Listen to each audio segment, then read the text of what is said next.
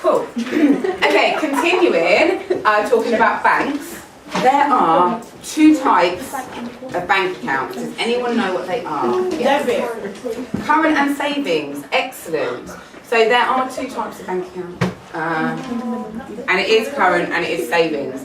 A savings account is for putting your money away, and it will pay a higher rate of interest. Why will it pay more interest than a current account? Saving it for longer time. Exactly. Girls, please. You're saving it for a longer period of time. So if you're, and in a savings account, you're probably likely to have more money. Have you? That's really good. Well, I'm saving for you. That's really good. And on my birthday money. That's excellent. But if you don't need to spend in, obviously savings is a really good option. So a current account, does anyone know why someone would have a current account? They need the money down. If they're like about to, they know they're about to spend a lot or something. They need money there and then. They need money there and Get then. out easier than savings. Exactly. So a current account would be very accessible. A current account is the one that all of your money gets paid into in the first place, and you can use it like for your shopping and everyday use. Exactly. And you can transfer it to your savings. Perfect. That's really good. Yeah, you've literally hit it spot on. Well done. So a current account is for everyday spending. Girls?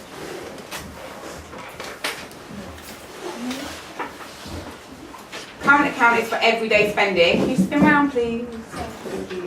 And you'd have your wages paid into it, and obviously it's less interest because, like I said earlier, it wouldn't be in your account for as long a period of time. It'd be going up and down quite a lot. Okay? I am going to come back to these two things in a moment, but just to make sure you understand the savings and current and what you would use them for, I'm going to give you a little quick quiz. Okay? So on this sheet are different scenarios for different accounts. All I want you to do is write next to it whether you would open up a savings or a current account for these different scenarios, okay? You've got about 3 minutes to speedily do this, alright? You pass those down, please, pairs, thank you. Pass those down, girls, please. Okay, right, girls. Excellent. We are on the home stretch now. We have 35 minutes. And it's home time, okay? So you're doing really well. Okay, just gonna really, really speedily go through the answers. So I just want you to call out, and hopefully we're gonna get a beautiful unison answer. So Becky wants to pay her weekly wages into her bank. I heard an S going on there. Okay. Current account, well done. Sophia wants to save to go to university. Savings. Tegan wants to buy a house when she's older. Savings. Elliot wants to top up his phone every month. Current. Shahina wants to get money out regularly using a cash card. Current. Tara wants to put money into an account until she's 18. Savings. Elijah wants to go to New York next Christmas. Savings. Arif wants to buy some new trainers. Current. That one could be either. So if anyone wants to say something, yeah, exactly. And Ryan wants to go to the cinema tonight. Current. Well done. Right. You got every single one of them right. So well done. Is it quite clear in your minds now the reasons that some people get a current account and some people get a savings account? Good. Yeah, exactly. So it's seen, girls. It's seen as short-term and long-term. Like you said, obviously you can have a current account for a long time, but you can use it on a short-term basis. Okay, just a couple of other things I'm going to go through with you to do with our accounts before we move on. So, direct debit and standing order, they are both types of payments that you can make from which account? Current, yeah. Does anyone know what they are? Does anyone like to guess what they mean? What they are? Yeah. It's standing order when like monthly a certain amount of money comes out of your account. Yeah. Yeah, it is. I'm going to elaborate, but it is exactly that, yeah. Is direct debit like the money you take out and it's your money, you're not like using credit? Like, it's the You're thinking of a debit card, and you're right for a debit card. So basically with these, they're payments that you make to other people. The easiest way to think of it is if you set up a direct debit with someone, it would usually be a company where you would sign to say that they could take a certain amount of money out of your account every month. Now with a direct debit, once you've signed that agreement, the amount could be slightly different every month. So maybe, for example, my phone bill, I was telling the girls at the back earlier, not for a few years, but my phone bill's set up by direct debit, and usually my phone bill's about £50 a month. When I was at university, I had a phone bill that's £450 for 1 month. If I've got a direct debit set up, they will just take it. Okay, once I've signed to say they can take that money every month, they will take the direct debit no matter how much it is. And it's a different amount, and it's usually on a slightly different day. So the easiest way to remember that is D is for different. Okay? A standing order is money that you kind of push from your account to somebody else, where you set up a payment to someone for the same amount on the same day of every month. So can anyone think of an example of something you might pay on the same? Bill. What did you say? Sky. So Sky, even though it usually could be around the same amount, Sky would usually you pay by direct debit. Because then if the amount ever changed, it would be easy for them to adapt it. So think of a big payment that I have to pay and Miss will have to pay. And Rent. Yeah. So your rent is always the same amount every month, unless obviously they ever changed it, and you set it up for the same day for the same amount. Also, if you owed somebody money and you wanted to pay them back £50 a month, you could set up a standing order to push out of your account £50 every month until whatever date you want. Sorry? Everybody pay rent. Does everyone pay rent? If you've got an apartment that you rent or a house that you rent, you guys don't have to at the moment, do you? Or if you've got a mortgage and you own the house and you pay your mortgage off. Renting is when you don't own the property, you're paying the rent to a landlord or an agency. Pardon? Is mortgage like that you pay to the bank? Mortgage is money that you borrow from the bank and then you're paying it back. Yeah. But you own. Yeah, mortgages are quite low interest. They're about 3% APR. They're quite low, 3.5%. Cool. Okay, so again, the easiest way to remember standing order is S for same. Okay. When you get a current account, Listen. there are 3 types of cards that you could get. Does anyone know what they are? Visa. So credit, we're going to talk about credit card. That's a little bit different. We'll talk about that in a sec, yeah? Debit and just a card. It's called a cash card. Okay. Does anyone know what you can do with a cash card? Pardon? You can get cash. That's basically it. You can pay cash. No, yeah, you can't pay in a shop. So you can get cash out and you can pay cash in. That's it. It's a really nice simple card. You can't really get into trouble with a cash card. It's nice and simple. What's a debit card? You pay cash in and you can take cash out, but you can use it in shops as well. Yeah, exactly. So a debit card, you'll get a chip and pin.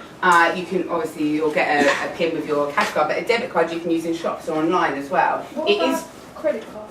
We'll come to that. A debit card is your money, but you've got to be careful with debit cards. If I paid for something now on my debit card, and then I looked at my account an hour later and it said I had 50 quid, and I took the 50 quid out, and then 3 days later my debit card payment came out, I would then be in minus figures. Alright, so sometimes debit card payments come out on a slightly different day, so you've got to be careful with that. Otherwise you can get overdrawn, which I'm going to talk to you about in just a sec. So a credit card, whose money is that? The bank. Yeah, the banks or the credit card companies. And if you borrow money on a credit card, what do you have to pay back? Interest. Exactly. So depending on the APR, you've got to pay the money back that you borrow with interest. So I was just saying about going into minus figures. Does anyone know what an overdraft is? Yeah. What is it, Daniel? Tell me. My mum has one. Like, basically, it's what they give you money, and like you have to pay them back. Yeah, pretty much. Yeah. It's like you like, Yeah. and you can get a platinum card. £50 in And that's a lot of overdraft, overdraft. and you took out £70, you'd be £20 in overdraft, so you have to pay back £20 plus interest. Yeah, exactly. So I've got an overdraft, and I had quite a big one when I was at university. Because when you're a student, you can get a free student account with you don't pay any interest on the overdraft. So if I've got £1,000, okay, in my account, and I'm spending it on clothes and chicken and chips and whatever, and then I realise I've not paid my rent, and I have to pay my rent, it's something I need to pay, and then I went into minus figures, It would depend on the amount I'd agreed with by the bank. So when you've got an authorised overdraft, that's the amount that you agree with the bank. Okay, so say my authorised overdraft was £1,000. That means I can dip into my overdraft up to £1,000. All right. Then the only problem is if I then get paid £1,000, it takes me up to zero. So it's a little bit depressing because you're not ever really in plus figures. But I can go in and out of my overdraft as much as I want because that's agreed. What would happen if I realised I hadn't paid my rent and then I realised I hadn't paid my bills and I paid some of my bills? What would happen if I went into that area?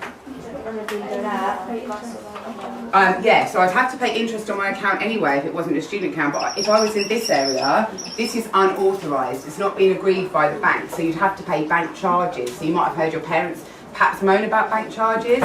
So you might have to pay by the day of being overdrawn, or you might have to pay every time you go over your overdraft. Okay, so this is a very important thing to know.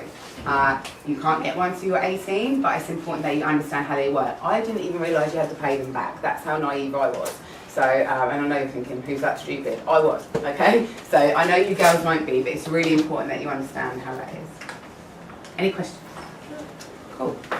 Okay, we are going to move on. Ethical banking. Does anyone know what that is? Has anyone heard of it? Yeah. Fair banking? It could, yeah, fair banking, perhaps. So, you know earlier when we were doing Bank for a Saver, and I said the money just doesn't stay in an envelope, it goes off to do other things. So as well as people, companies borrow money from banks.